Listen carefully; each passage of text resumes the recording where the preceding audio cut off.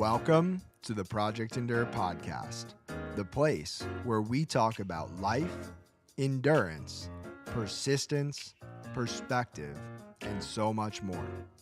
I'm Joe Rinaldi, and I'll be your host. Let's jump in.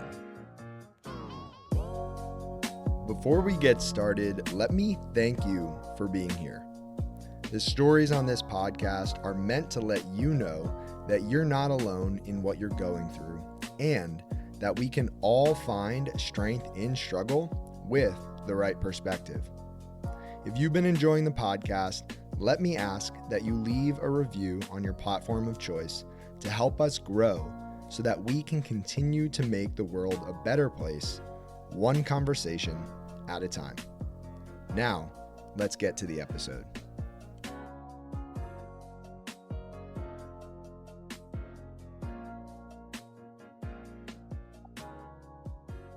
Welcome back to the Project Endure podcast, episode 170. We have myself, Joe Rinaldi, and in California, we have a very, very special guest, Mannie Zubia. Mannie, what's going on? What's going on, brother, man? Good to finally sit down with you. I've had like all of my friends on the Project Endure podcast, so it's just an honor to finally be on here, brother. I was telling you before this is long overdue.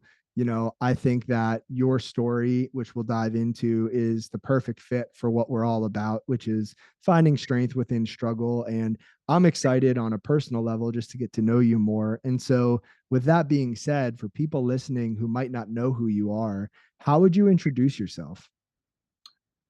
So my name is Mannie Zubia. First and foremost, I'm a father. I'm a husband, Army veteran. Served 6 years in the Army. Got a deployment to Afghanistan. I'm a kidney donor. 2016, donated my kidney to my mom. So I've been trying to be like an advocate for kidney donation and for anyone that's kind of have any reservations on being a kidney donor because of fear of how it's going to affect them later in life. And I'm just kind of want to be an example of, you can live a lot, you can live a great and fulfilled life with no physical limitations and kind of just actually thrive, post kidney donation. And yeah, that's how I kind of describe myself, introducing myself to people. Yeah, man. Well, I mean, we'll dive right in and I'll ask you kind of a big question and we'll see where you take this. But when you look at your life up until this point, what's the hardest thing that you've ever had to handle that you didn't get to choose for yourself? Uh,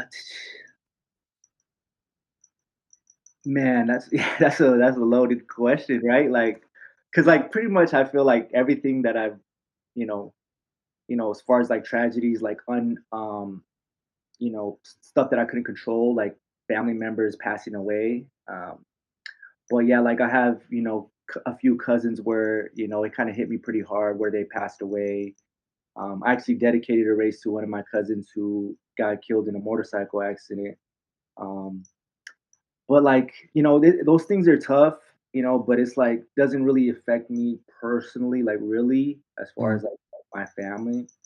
But I would, yeah, say that, my mom having kidney disease and then, her having kidney disease for around 2 years on dialysis, where, she had reservations for me not giving her a kidney. Because I'm her son. She doesn't want me to go through all that, and obviously, when you're taking something out of you, it's what that doesn't need to be taken out of you. You're essentially making yourself, more prone and more a little sicker, because now that if my kidney goes bad, I'm straight to like dialysis or I'm straight to have to get a kidney transplant. When other people they have two, one of them malfunctions, boom, they got another one to kind of take over. Mm. But it was either that or her not being able to live anymore. So it was that drastic where uh, it was either me or you were gonna die waiting for one. And you know, once that happened, it it, it uh it was kind of a tough route because I had to be on bed rest for like a month. And me being an active person and not being able to work out, not being able to do things that I want to do, not be able to go to work, I fell into like a deep depression just because I had to be stuck in a bed and I couldn't move, I couldn't lift anything. But it was temporary. After a month, I was like, you know what, like I gotta at least do something. So yeah, it was just that month of post donation where you had to be on bed rest, and that was probably one of the toughest moments because obviously, like me going to war, going to Afghanistan, it was something that I chose, right? I mean, I didn't choose to go to war, but I chose to enlist into the army, and I knew what consequences that was going to become because it's like, okay, I chose infantry. Infantry, those are the first guys to go, and you know, it's something that I volunteered for. Yeah. I mean, there's a lot to unpack there, and I'd love to take it piece by piece. And before I ask you any follow up questions, I just want to acknowledge the fact that when I asked you that question, you went through a quick mental checklist of all the hard things that you've had to handle. And you kind of came to this quick conclusion of, those things were hard, but nothing I couldn't handle. And there's this quote from Albert Ellis that I'll read here in a second. But I think a lot of times when you take control over what you can control, life becomes just a little bit easier. And so the quote is, the best years of your life are the ones in which you decide your problems are your own. You do not blame them on your mother, the ecology, or the president. You realize that you control your own destiny. And I heard a little bit of that in your response. Where does that piece of your persona, if you will, come from? Like, how did Manny become that way? I think it's just growth, bro. I'm 34 years old and I've lived a lot of life. And I mean, yeah, when I'm younger, I we tend to blame everything on everybody, and the world owes us something. And um, you know, I did this, so I deserve this. And it's just like a young mindset of, you don't know everything, but you think you know everything. And from me, like now being a father, a husband, and going through so much life already, I've just learn to take accountability for my own, actions. And whatever that is in my life right now is because of what I did before. It's not because like I've had bad luck or, I get I go 2 steps forward, I get knocked step like 3 steps back because of this. It's like, nah, like, it is what it is, bro. Like we either move forward from it and just kind of like we take the L and keep moving, or we can like just wallow in our own like choices and our mistakes and just keep living off that. And I think that's just what it was, bro. Just for me growing as a person and a man. Yeah. And so you've experienced a lot of life, you've learned lessons, you've come to this place where you are accountable for what's going on in your life, and you chose to donate one of your kidneys to your mother. It sounds like it wasn't much of a choice though, because there wasn't a big part of you that was as concerned with your own health as it was with keeping your mom alive. Tell me about that decision for you, and what were the hard parts of deciding to part ways with one of your kidneys? Like, what were the challenges that you battled through in your mind leading up? Yeah, I think it was one of the biggest battles that kind of would leave me as like maybe I shouldn't is I wasn't a father at the moment, but let's say when growing up and like when once I had my kids, like what if they needed a kidney. Mm. And I'm like now I can't be that person for them to help them give a kidney. So that was kind of like a little thing, but it was like I don't have kids yet.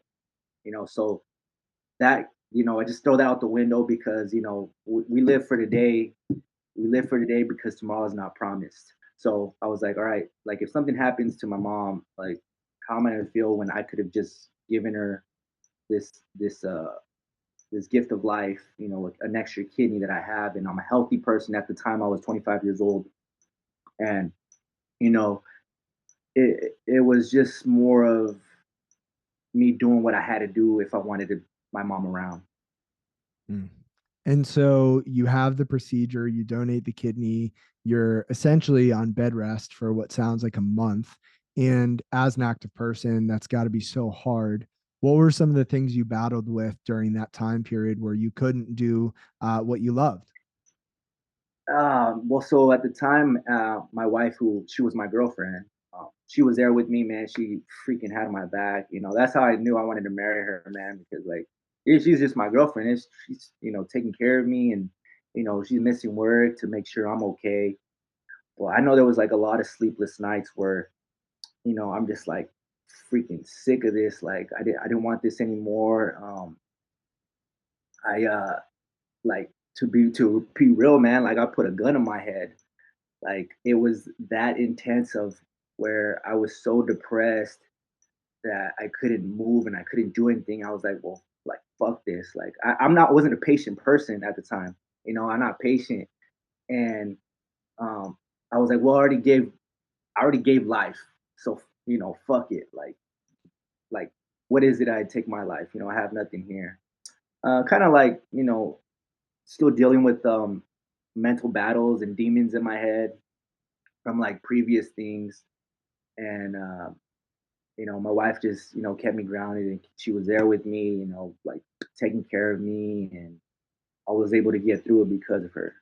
you know. Mm. In that moment when you were debating whether or not it was worth it to stay here, what kept you?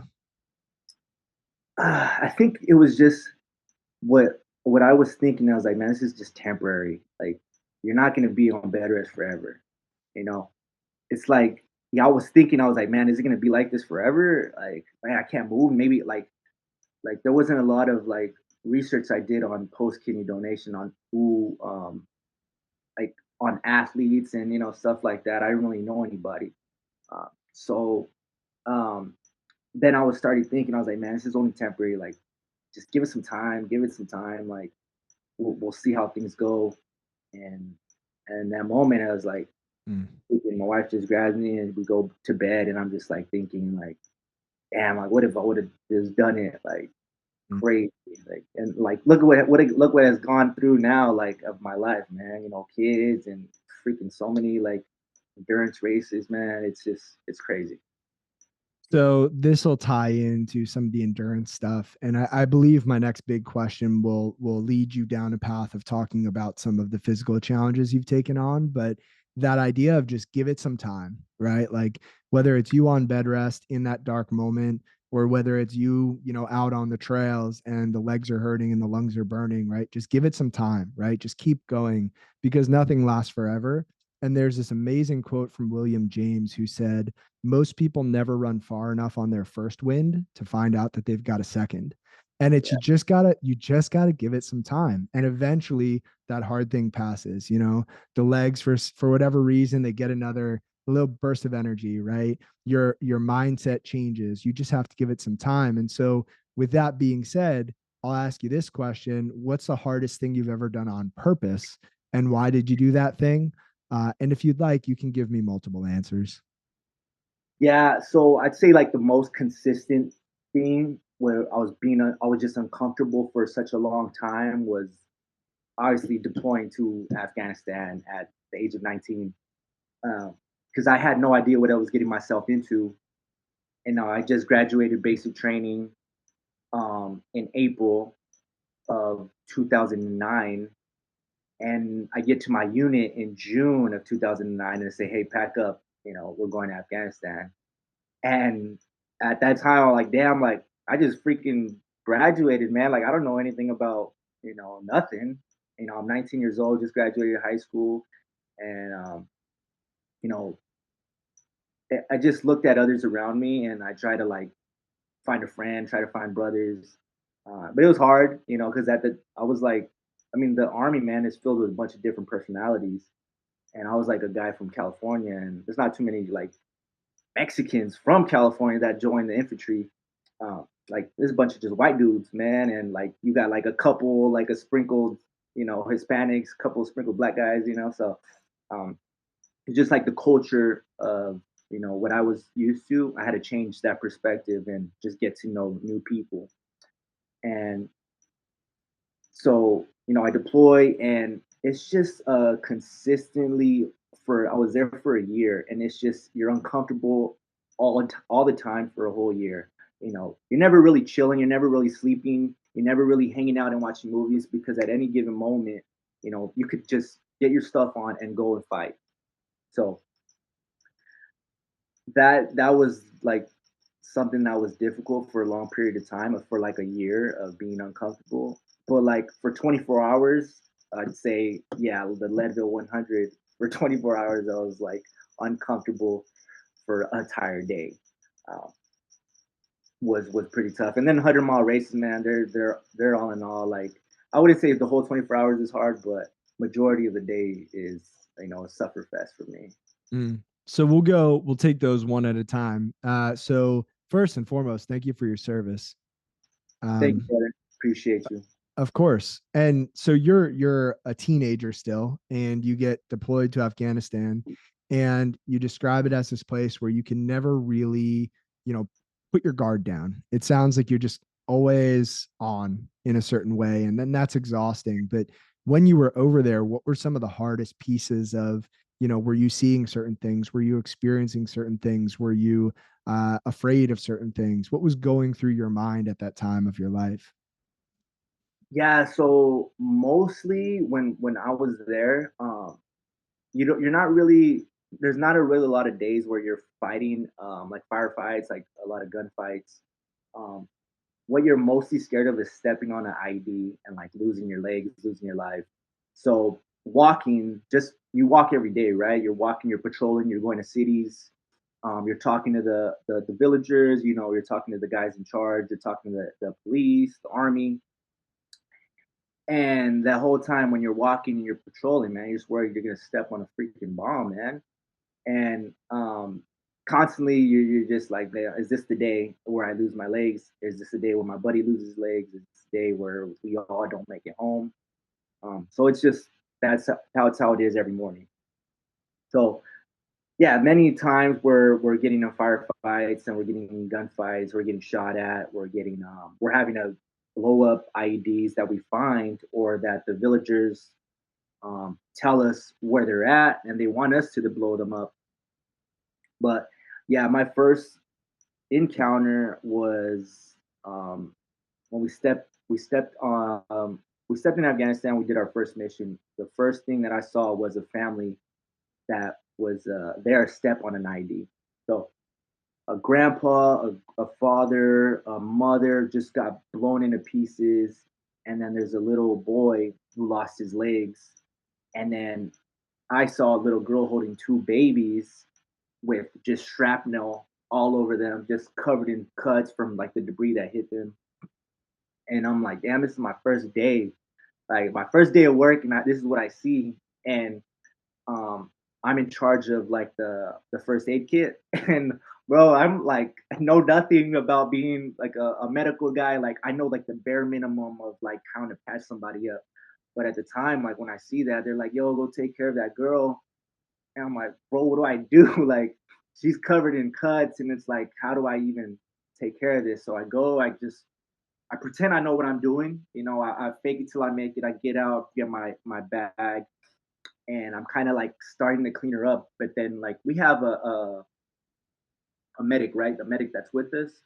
I mean, he was taking care of something bigger, a bigger issue, right? Um, but luckily, like another platoon came and they had a medic too. So he came and took over, and I'm just like, thank God. So then, like, my job is full security and make sure, like, if the guys that are like remote detonating these bomb, like, if they're still out there, we need to start, taking fire. But um, it was just like a pressure plate where when they stepped over it, that's when they exploded, man. So just that was like the first encounter, but it just went on like that, like days and days of seeing kind of like my buddies, in strikers kind of run over IDs, hurt their legs, or a buddy was driving and he got hit by an IED and he just got he got stuck in the IED because of like the explosion. He couldn't get out, so he was just bleeding to death in there. And it's just crazy experience, brother. And yeah, I'm just happy I made it out alive. And a lot of my platoon, we all made it out alive. So, we had a good squad, we had a good team, and we were just very blessed and lucky. Yeah. I mean, I'll say two things. One is, well, three. First, thank you for sharing. Two, you might walk around on any given day. You could be out on the trails running, you could be at work, you could be just at the grocery store, and people walk by you and have no idea that these memories and images can flash through your mind and that you've experienced those things. And I think it's just a good reminder that no matter who we're dealing with on any given day, whatever the interaction, whoever the person, we don't know what somebody else has been through. And I think it's a good reminder to just be extra gentle and extra compassionate. And then three is a question. I mean, with all of that, all the things you experienced and saw and felt, do you wake up in the morning and feel an extra sense of gratitude that you don't have to walk down the street worried about stepping on an IED and that you don't have to worry about going outside and seeing those things here in the United States? Absolutely, bro. I mean, sometimes I do forget, but like I'm really quick to remember and appreciate like where we live. We live in the United States where we don't have to worry about stuff like that.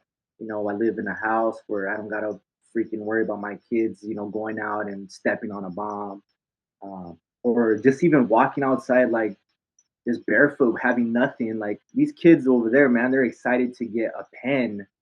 They're excited to get candy, and my kids have a freaking room full of toys, bro.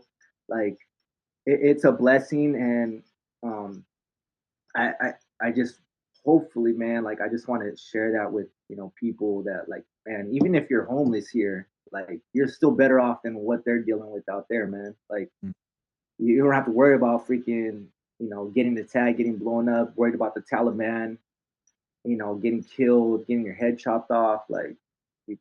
It's just not like that here, man. And you wake up with gratitude and just blessed that I was able to do sacrifice all that, to have this life now. And I'm good. I don't need like, I don't need to keep working towards, having bigger and better things, like shinier things and new things. Like I don't need to chase that, man. Like I'm already happy. I'm Mm, happy with just what I have here. mm. Do you think that part of you needed hard experiences like that to be able to find happiness and gratitude just in the present moment with what you have right now? Yeah, I think so, bro. Just because like I think I would have went through a different road than I am now. I would have been to be like I don't know, man. I'd probably be in jail, swear dead. Like I I always envisioned myself of dying at a young age, even when I Mm, was like a kid, which is like weird to think about. I didn't think I was gonna live this long. I didn't think about family. I didn't think about kids. I didn't think about any of that. Like I just felt like I was either gonna die of a drunk, like I was gonna drive drunk and kill myself, or I was gonna overdose on drugs, or you know, just that's the type of life I envisioned for myself. I mm, just um I'm very like a passionate person, and like I'll go balls in, balls to the wall, like if it's just like in order for like to feed my ego at the time. mm. I was an ego driven person, and I think now that I had to go through all that, bro, to be this man today, and I think God had that plan for me. Yeah. Well, I'm so glad that the path resulted with you here, how you are right now, being able to share experiences like that on the other side. And with that being said, I would love to hear about the other hard thing. And you mentioned, 100-mile races in general. You also mentioned in specific the Leadville 100. So let's talk about the Leadville 100. At what point did you realize you wanted to run that race? And then take us through that experience a bit. Oh man, so like 2022, I start to get into running. Um, I do my first marathon, and then I come across freaking Nick Bear's Leadville 100, bro. Like, and I watched that video like back to back. Like I could watch it like while I'm running. I could listen to it while I'm running. Mm, I just think it's just like a great video, and I think Nick is a beast. Obviously, you know that, and it just like I was like, man, I want to do this race. Like it looks really hard. And then I've heard David Goggins, talking about it, and I was like, man, like this is a race where I go and test myself, man. Like they said, man, like 100 miles is different than running the Leadville 100, and I totally agree, bro. Um, so that I decided in 2022, so 2 years, man, I was manifesting it. Like I knew I wanted to go. And then last year, I go and I pace Daniel Flores for the Leadville 100. And I was just telling everybody, like, I'm coming next year. Like, this is this is the race. I'll be here next year. I don't know how I'm gonna get here, but I'm getting here. And I entered the lottery, bro. And like my first time entering the lottery, and freaking, I get the email during like I get the email when I'm sick. Like I'm sick in bed, bro, and I'm like, just like curled up in the bed, like kind of looking through my phone, and then I checked my bank account, and there was like it would said like $400 like missing, and I'm like, what the heck? Like, what is this? And I looked at the race. It said race something. I'm like, damn, like I don't remember like registering for a race right now. And then I go to my email and boom, man, like it says, congratulations, you got into the Leadville lottery. And man, like I was telling you, I was sick. I was so like excited and happy. I got on the treadmill and I ran like 6 miles, just like drenched in sweat, sick, felt horrible, but I was just so pumped that I got into Leadville. I'm like, damn, training starts now. Mm. Man, so couple things. First, so had the honor of going down to Austin for the documentary release that you mentioned, Nick Bear's documentary, and I had him on the podcast, episode 83, and he talked a bit about that experience, and it just sounds wild. And Daniel Flores is an old client of mine. He was on the podcast, episode 125. And just everybody who talks about that race has their own unique experiences, but the overall gist is that it is hard, and it's the distance, it's the elevation that you're climbing, but it's also the elevation that the race takes place at. There's so many variables that make it challenging. And I know people who were clipping off 100-mile weeks for months at a time, very prepared, and then they get there and it's a DNF at mile 40 because of altitude sickness or this thing or that thing. So take us through. You train, you get to the start line. What's the experience like for you? Oh man, it was so surreal, like stepping on the start line. Like I was so excited that I just wanted to. I was like up at 1 in the morning, and I had to be at the race at 4 a.m. And I just like, I'm like, I'm up, like this is it. Like I'm in there, I'm in the freaking Airbnb pacing, like my crew's right there, like bro, relax. I'm like, I can't, man, like I can't chill right now. Like I can't chill until I step on the start line, and like then all my stress will just leave my body, and I just be like, all I got to do is run. And like that's what I was born to do, man. I was born to run, and that's all I got to do once I step on the start line. But right now, I can't chill, I can't relax until we get there. Um, so once I like got there, and I see like it's like the celebrities. I see Andy Glaze right there. I'm talking to him. Chase Price. Dan Churchill. Like Joy Muccio is pulling up, man. I'm like, damn, like this is the freaking stage, bro. Like this is where I belong. And you know, it was just crazy to be there, bro. Like I was just so excited, man. Mm. And so, if you could, with maybe a couple checkpoints, describe the 100 miles for you. So, maybe take us to two or three points along the way where things were either very, very hard or very, very memorable or both. And then take us to the 100-mile finish and what it felt like to get to that finish line. Yeah, man. So we had obviously a plan to for each aid station, right? And you know, I just told him I was like, I'm just gonna go on based how I feel. Like I don't care about the plan. Like if we're going slower than the plan, like it doesn't matter. Like I'm gonna go based off feel because I don't know what it's like to run at this altitude. Yeah, it's 10,000 feet, man. Like I don't know what it's like, so I'm just gonna go based off feel. But the goal was 25 hours. That was my A goal, but obviously it was just to finish. So when I'm taking off, man, I think I hit like a 7:07 minute mile, and I'm just like, damn, this feels great, but I should not be doing this freaking speed. But it was just like the adrenaline, everybody's moving. I was in the front of the pack, and I'm just like, nope, this is not where I belong. Like I gotta scale back. So I mean, the first 23 miles, my crew is like, dude, what the hell? You're here already? Like you're cooking. And I'm like, I feel good, man. I feel really good. Like it's gonna be a great day. And I get to the aid station, I eat too much food. I eat too much, I drink too much liquids. I feel like shit. Leaving outward bound, and I'm like, damn, it's fine. Like I just gotta let this food digest, and I'll be good. Um, so man, we're still moving. I'm still cooking. I'm still moving fast, and we get to Twin Lakes. Um, and like I feel a little tired. I was like, I shouldn't be feeling this tired because I got to go to Hope Pass right now. And I just I was telling my crew I felt tired, so I downed a Red Bull, and I'm like, all right, cool. Like let's take the monster. Um, so it's just climbing, pretty much walking up Hope Pass, and there's like little segments where you can run, but you kind of just you want to relax, bro. You don't want to freaking burn yourself out, man. Um, so I end up getting a Winfield like in 11 hours and 20 minutes, which my goal was to do at least 12 hours, 12, 10.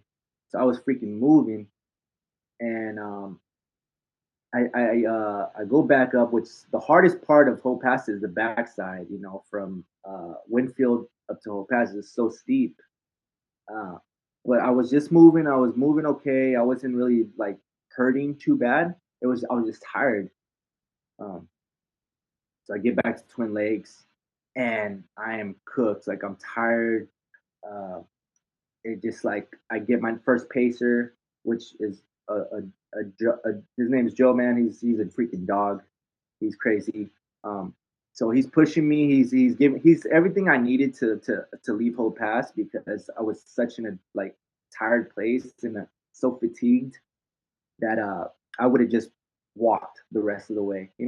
But he was making me run, and yeah. So I get to my next pacer, and we do power line, which is another climb, and I'm trying to run, bro, but I just start coughing. Like I'm just coughing. I'm coughing and I'm like, damn, like it's not my legs. My legs weren't my legs had a lot left, but every time I would try to run, I would just keep coughing. Uh, So I told him, I was like, bro, I don't think I can run anymore. Like, if I want to finish this, like I think we're just gonna have to like just climb and walk like pretty fast. So they're like, all right. I mean, you're not gonna get 25 hours, like it's like I just want to finish, bro. Like let's just finish because if I push myself right now, who knows what could happen? Like this is a different monster. It's the altitude. Uh, and I'm coughing, and I don't like this. So you know, obviously when you're coming close to the finish, bro, like you start to feel better, right? You're like, damn, like I feel good, but I saw like let me start running, and I started running, and I'm coughing, I'm dry heaving. I'm like, damn, like I just wanted so bad to finish strong. Like I wanted so bad to finish strong. Like I just wanted to be running. I wanted to be running the last, 5 miles, 10 miles, but it just wasn't in the cards. And uh, I had told Andy Glaze before, I was like, bro, if you beat me, like I will be ashamed of myself because you just ran like two other 100-mile races before this, and like they were freaking hard. And then I see him coming up behind me, and I'm like, damn, like I can't let him win. But he's moving, he's moving. I'm like, you know what? He's a better man, bro. So I was like, man, go get it, brother. I mean, he was like 15 minutes ahead of me. I mean, he only beat me by 15 minutes, but uh, it was crazy experience, man. I get to the finish line, and it just 8 months of freaking work that I put in and 2 years of manifesting this race. And I was like, man, it's over. It's crazy. It's done. It's done. It was a long day, but it was like it went fast. So, two things. Well, I'll say three things. I feel like this is the theme for the podcast. One, congratulations. It's a huge, huge accomplishment. Thank Um, you. you're welcome. Second, I think it's cool that when Andy passed you and you saw him going strong, and you just said here on the podcast, I don't know if this is what you actually said in your mind. Maybe it was different, but you said, go get it, brother. Right? Like, awesome Yeah. job. Yeah. I think it's so cool to be able to be in a place where you want to compete, where you want to push yourself, where there's this friendly competition of, I have nothing against this man. He has nothing against me, but I want to push and I want to beat him. And hey, if it doesn't happen, it doesn't happen. He had a better day, whatever it is, like, congrats. I think that's such a cool mindset to have. And I think we need more of that, to be able to celebrate our wins and other people's wins at the same time. Because I think too often people view things in general, whether it's racing or business or social media, as a competition, as if, if they're doing better than me, it means I'm losing. Or right, if they get this thing, it means I lost this thing. And I don't think that's how the world works. I think we can all win in our own ways. And I think that was just a cool moment to hear you say, like, you were essentially happy for him, for you, just in that moment. It was enjoyable. And then three, when you cross that finish line, I'm sure it didn't hit you at that moment, but I'm sure in the weeks after Leadville 100, there was this feeling of, okay, well, now the high is over. So now what? And I don't think people talk about that enough, like the post race blues, some people call it. But you get to this enormous high, and then what? Did you experience any of that after the race? Yeah, I did, man. I experienced that after every race. I'm just like, okay, now what do I do? What do I go for? Do I have to go bigger than Leadville? Do I have to do something more crazier than Leadville, or what? Um, what for me, man, I have a family. I have a wife. I have two kids, bro. When I do these things, it's a very selfish thing to do. Like Mm. I had to dedicate time to training. I have to miss work. I had to tell my family to miss work. I have to tell my kids to miss school. So it's all about me, right? You guys have to take care of me. You guys got to, do all this stuff for me. So I'm able to take a step back and like, okay, now how can I help others? You know, how can I help my family achieve their goals? Because that's they just did this. They just did this for me, man. Like, now how can I help you? My wife, whatever she wants to do, she wants to go do a class, she wants to go do running, she wants to go with her friends. Like that's priority. My buddy signed up for his first ultra marathon right after Leadville, so now I'm helping him uh, do his ultra marathon. People reaching out to me on advice on how to, run ultra marathons, how to run 100-mile races, and I'm just like here to offer my advice and my my experiences to them and what's worked for me. Um, and for me now, I can just do whatever I want. I can, if I want to run, I can go run. If I want to hit the gym, I hit the gym. Like I love hitting the gym. I love working out. That's like my first love.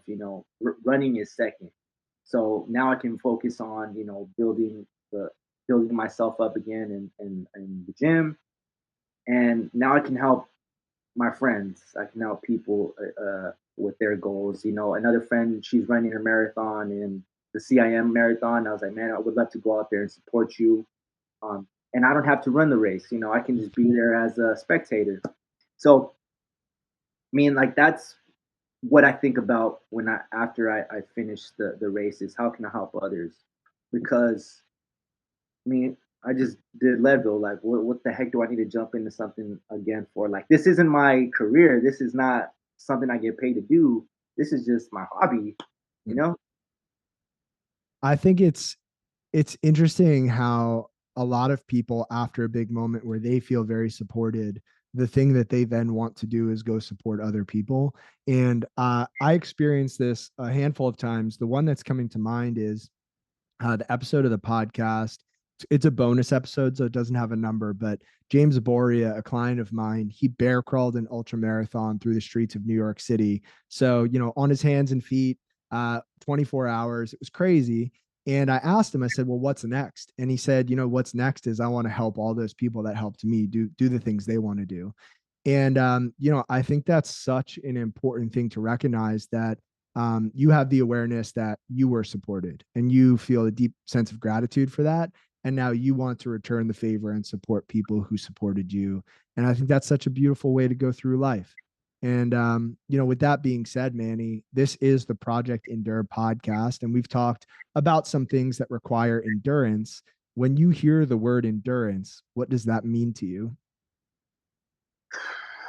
It's just, I think when it's like you have those voices in your head where like, I need to stop, I should probably stop. Um, Tomorrow I can do it. Tomorrow's another day. I can live tomorrow. Let's live today because we can fight tomorrow. Something like that. Like, Mm. oh, just today isn't my day. Um, during the race, and it's just like it's an easier button to push when that DNF instead of like, hey, I can just go another 18 miles and let's see how it goes. So me DNF in the race, like, okay, I know it's inevitable for everybody, man. Like for some people, and like, but man, like I would have to be seriously like going to the hospital because I was gonna die on that part of DNFing. So like I will always complete the mission, whatever the mission is. Like we must complete it. I'm Mm. here. I'm committed. Um, I don't care how bad I feel, how horrible I feel. Like there's moments in my races, bro, where I'm sitting on the chair and I have no idea how I'm gonna get up because I'm so tired and my legs hurt. I'm sleepy. How the hell am I gonna keep going? Like, I just flip a switch. Like, all right, like we have to go into battle now. Like this is where I endure all of this pain and this suffering, and I'm just gonna keep moving. If my legs can move and I'm able to walk forward, then I'm still in the fight. You know, and it just bothers me, bro. And like when people say like, just today wasn't my day. Like, fuck that, bro. Make it your day. Today, make it your day because tomorrow does not exist, man. Like stop thinking of next week. Like next week ain't gonna happen, man. Like I don't think like that. I think about today's the only day that matters, man. That's it. So whatever it is, we are going to endure it until our body will no longer let us. And we have to get rushed to the hospital because we got rhabdo, we got liver function, kidney function, all this stuff. Like, okay, that's a DNF for you. But if you're the next day, you're fine, you're good, you're able to walk around, that wasn't a good DNF. So that's what I think about. I take it overboard, of course, but I was in the military. I freaking know what it's like to actually be in pain and suffering and still push your body to that limit. Because I Mm. still haven't met my limit, right? I'm still here. I've never been to the hospital. I never, got rhabdo, So there's always that extra push I've always could have gone, but I mean, we're still here, man. We're still gonna endure, right? Absolutely. And I wrote that down. What you said, make it your day because tomorrow doesn't exist. I think that belongs on a t-shirt, on a poster, on a billboard. That is so good. Yeah. Um, and this will blend into kind of the last question that I ask guests because you almost answered it, I think, just now. But there are people listening to this who, they're on bed rest for a month because they just donated a kidney to a loved one. There are also people who DNF'd a race yesterday and are looking back and realizing, I probably could have kept going. There are people all over the world listening right now who are just going through a tough time. If you could speak some encouragement and some words to people who are struggling right now, what would you say? Man, if you can keep moving, if you can still move forward in the daily basis, if you can get up, if you can wake up, man, you still have some fight in you. Mm. So, don't quit, don't give up because I mean, if you just realize you can push a little farther, man, you're gonna get that second win, that third win, that fifth win, that sixth win. You're gonna come back to life, and you will. I think everyone should experience what it feels like when you feel like you are at the bottom of the pit and you push past that a little bit longer, you feel like unstoppable. Like I feel invincible. Like nothing will ever destroy me. Nothing will ever take me down. Because I'm stronger than what I thought I was before, and I've always pushed past that limit. So um, just keep fighting. When you're in that moment of a race or anything that you're going through, just hold on a little longer because you're gonna get that next win and you're gonna feel unstoppable, man. And you've got me fired up, Manny. Let's And go. if people listening to this you know, if they want more of your energy, if they want to find out more of your story, if they want to connect with you and just ask questions or thank you for this conversation, where's the best place for people to do that? Yeah, man. So I have a YouTube channel where I post, videos, long form videos. I have a few documentaries out there. I document all my races, all my 100-mile races on there, so you can get you know some advice on there. But like, you can reach me on YouTube and Instagram. It's gonna be at my name, Mannie Zubia, Mannie. Um, and man, I love reaching out to people. I love talking to people, and it's whatever anybody needs, man. Like, I'm always there to give it to them. You know. Man, if anyone is listening and on the fence about reaching out, I would say reach out to Mannie. You won't be disappointed. Mannie, I appreciate you. This was the first time we ever had a conversation, and I feel like I've known you for a while, and I can't wait to have another one. And so I just appreciate you, man. Thank you for all that you do, and thank you for being on the podcast. Thank you so much, brother. It was an honor to be here. Honor to be talking to you, man. And I look forward to many more, brother. If you enjoyed this episode of the Project Indoor podcast, go ahead and subscribe, leave a review on your platform of choice, and share this episode with a friend. It helps us get more conversations like this out to more people like you. We appreciate you, and we'll talk to you next time. And one more thing. If you're looking for a community of people all striving to be better together, check out the Project Indoor Hard Things Club. The link is in the description below. We'd love to have you.